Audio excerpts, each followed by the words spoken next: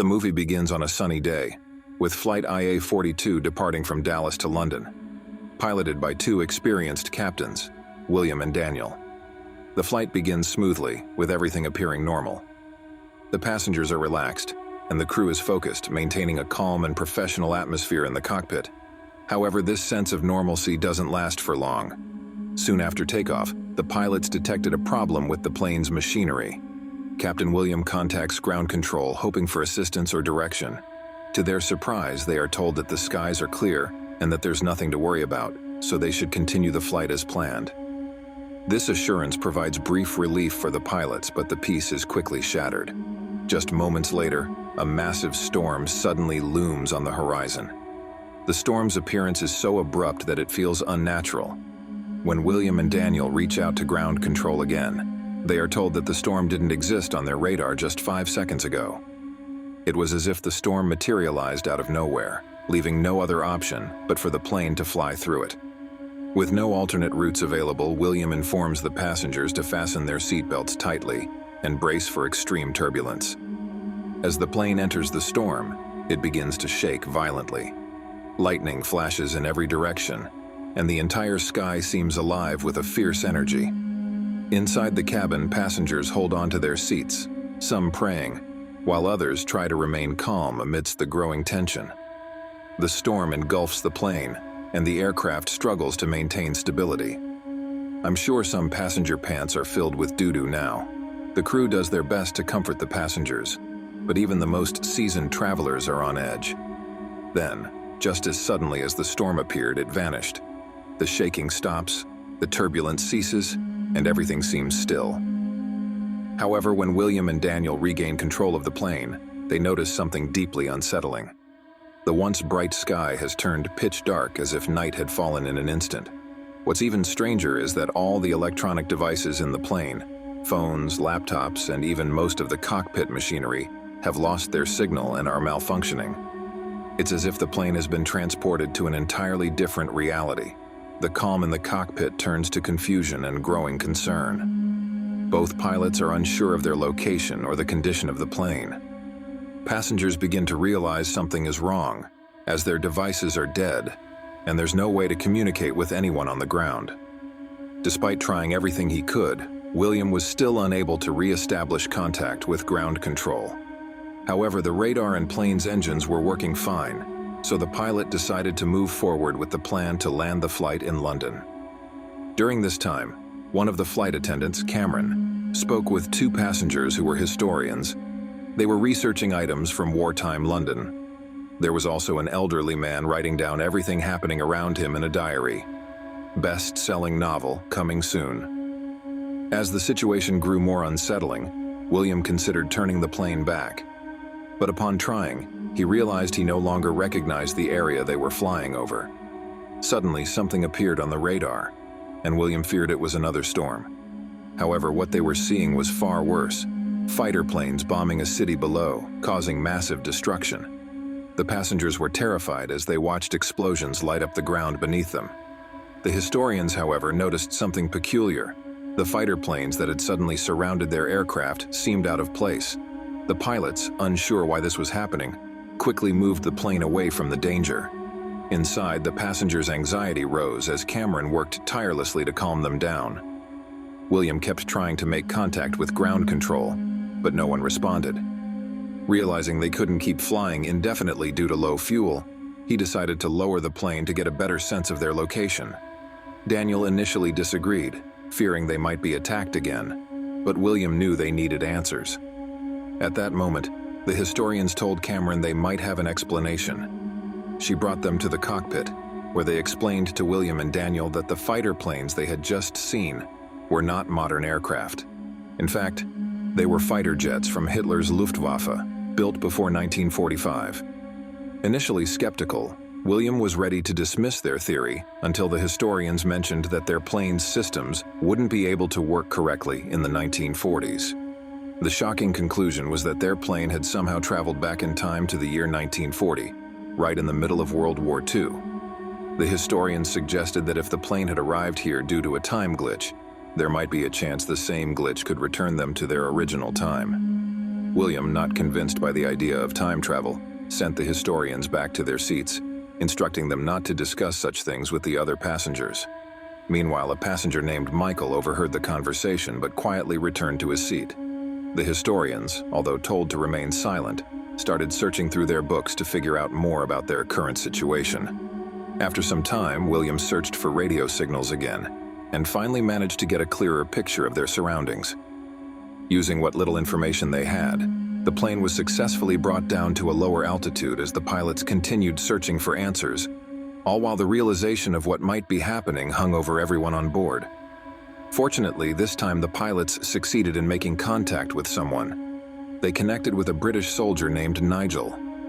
When William and Daniel explained their situation to Nigel, he initially thought they were spies, as the technology of 1940 made it impossible to catch radio signals so high up in the sky. It seemed like a joke to him. To verify their claim, William asked Nigel for the date. Nigel replied that it was June 17, 1940, confirming the historians' theory that they had traveled back in time.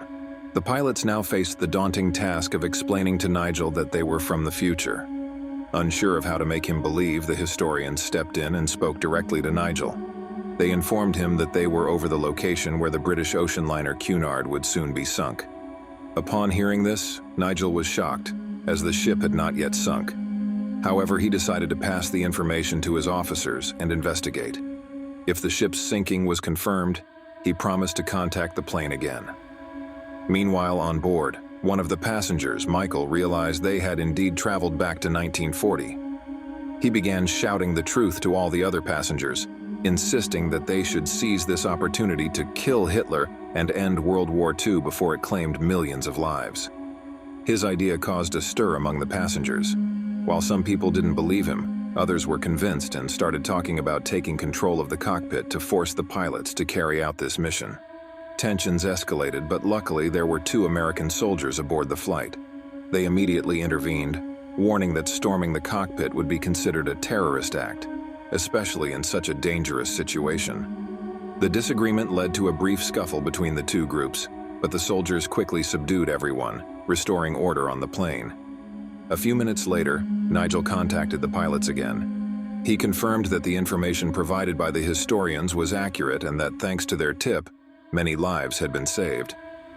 Grateful for their help, Nigel was now willing to assist in landing their plane. However, to safely guide them down, he needed to know their exact location, something the pilots were unable to determine.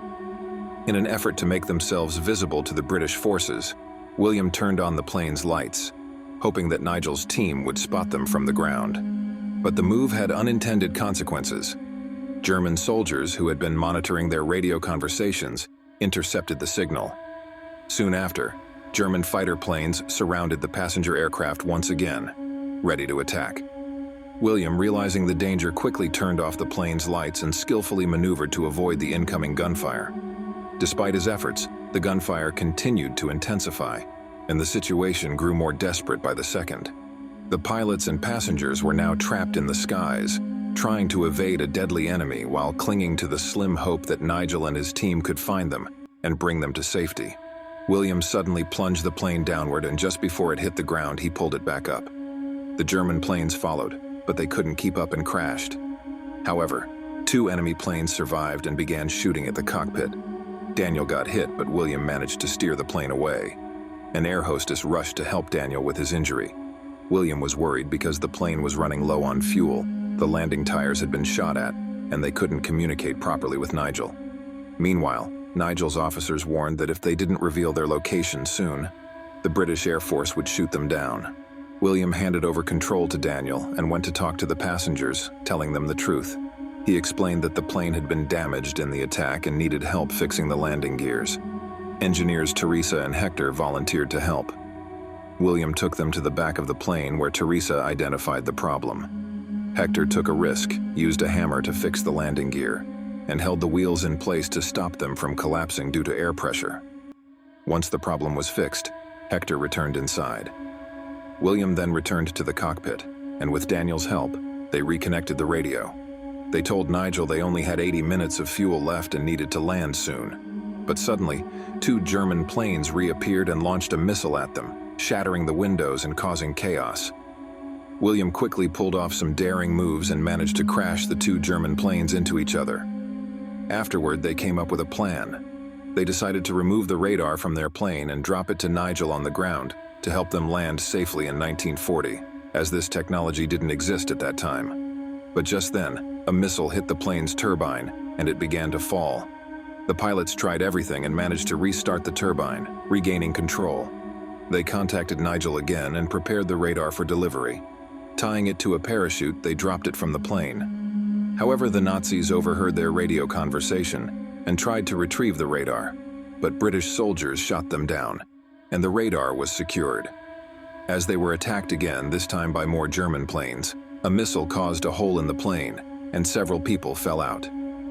Despite this, William saved the plane once more with an incredible stunt. Nigel then contacted them with directions, but the Nazis launched another attack. British planes stepped in to defend them. Just then, a huge shadow appeared on the radar. It was the storm that had brought them to the past. With their fuel nearly gone, William decided to fly straight into the storm, saying goodbye to Nigel. The plane shook violently, but moments later, they saw that they had returned to the present, now flying over Berlin. Ground control quickly cleared the runway for their landing. In the final moments before running out of fuel, the pilots safely landed the plane. The passengers were overjoyed. In the end, the only person left writing in his book was an old man. The book had a map of the route they had taken to return, and the title was Radar System Data Saved Europe. When the old man closed the book, it was revealed that he was the same Nigel who had helped them back in 1940. With that, the movie concludes. But your binge can continue, my friend. Just click on the videos on the right next. Drop a like and subscribe if you enjoyed this story. I upload every other day. Grab your popcorn, enjoy yourself, and see you soon, my friend.